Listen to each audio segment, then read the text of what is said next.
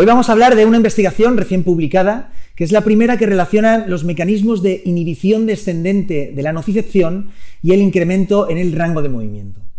¿Esto qué quiere decir?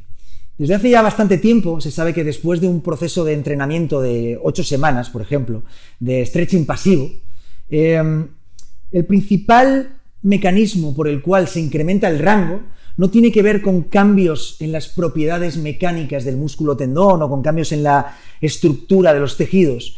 Tiene que ver principalmente con que se ha cambiado la tolerancia al estiramiento. ¿Qué quiere decir la tolerancia al estiramiento? Cuando nosotros, vamos a ponernos en situación, realizamos un test inicial para ver hasta qué rango de movimiento llega, yo ejerzo fuerza hasta el punto en el que ella empieza a percibir dolor. Entonces ahí me avisa o tiene un aparatito, si es una máquina isocinética, que me dice, oye, hasta aquí llegamos, ¿sí?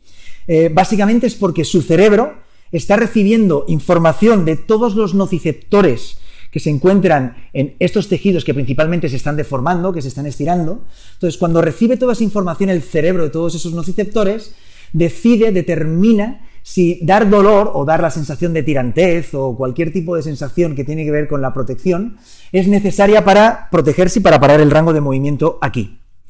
El tema es que después de 8 semanas de entrenamiento, por ejemplo, cuando volvemos a realizar el test, realmente la fuerza que yo he tenido que ejercer para llegar a la posición a la que ella llegaba previamente es exactamente la misma. Quiero decir, si antes yo tenía que ejercer 8 de fuerza para llegar aquí, en estos momentos, para llegar a la misma posición después de todo ese entrenamiento, he tenido que aplicar exactamente la misma fuerza. Pero, ¿qué pasa? ¿Cuál es la diferencia? Que al llegar a esta posición, la primera vez que hizo el test, ella tenía un grado de dolor X. Ahora, al llegar a esta misma posición, tiene bastante menos dolor o directamente no tiene dolor, tiene igual cierta sensación de tirantez. Y por tanto, me permite a mí aplicar un poco más de fuerza y llegar a mayor rango de movimiento. Por tanto, si hubiese cambiado realmente las propiedades de todos los tejidos, sobre todo las propiedades mecánicas, yo al llegar a esta posición, a la misma posición que ella llegaba antes, tendría que haber aplicado menos fuerza. Pero no, he tenido que aplicar la misma. Lo único que ha cambiado ha sido eso, que ahora puedo aplicar algo más de fuerza porque se ha modificado la tolerancia al estiramiento. ¿Y quién determina la tolerancia al estiramiento? Pues básicamente es el cerebro. ¿Y cómo lo hace? Pues cuando nosotros estamos deformando determinados tejidos, en esos tejidos se encuentran muchos nociceptores. Estos nociceptores envían información al sistema nervioso central o informan al cerebro de un potencial peligro hacia nuestros tejidos. Entonces, nuestro cerebro, en base a esta información que llega de todos los nociceptores, determina si es necesario generar dolor para protegernos y para parar el movimiento. Entonces, recapitulando, el proceso sería: genera una deformación en determinados tejidos. A partir de cierta deformación, los nociceptores empiezan a enviar señales hacia la médula. Esta información llega a la médula y toman relevo con otros nociceptores, que son nociceptores medulares, que finalmente llevan la información hacia los niveles superiores.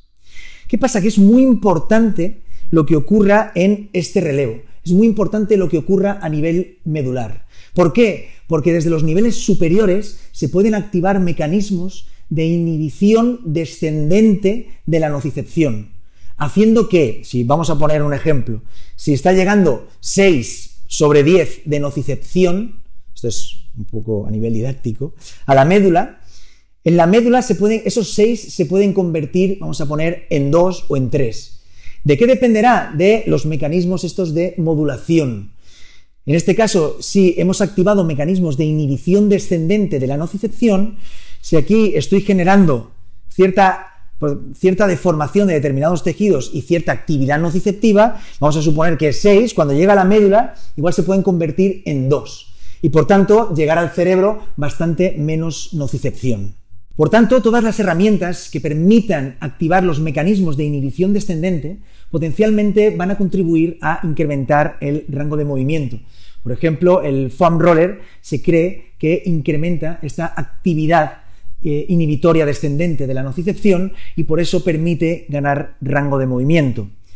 En esta investigación, lo que hicieron fue activar los mecanismos de inhibición descendente con un tipo de estímulo que se sabe que lo activa, que es meter las manos en agua muy fría, entre 2 y 4 grados, y ver cómo eso afectaba a el incremento de rango en la extensión de rodilla.